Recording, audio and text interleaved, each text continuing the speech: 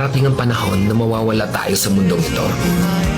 At kapag dumating ang panahon na yun, hindi mahalaga sa kung gaano karami ng pera ang naipon mo sa bangko. Hindi rin mahalaga sa kung gaano ka successful sa trabaho or sa business mo.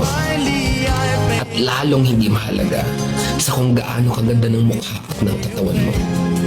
Dahil ang mahalaga pagdating ng panahon na yun ay ang sagot sa tanong na naging masaya ka ba? Nagawa mo ba ang kagustuhan ng puso mo kahit pag-gaano ka malito sa mata ng mundo? Dahil sa huli naman, ikaw naman magdadala ng mga memories na yon sa libingan mo. Hindi naman ang mga tao sa paligid mo.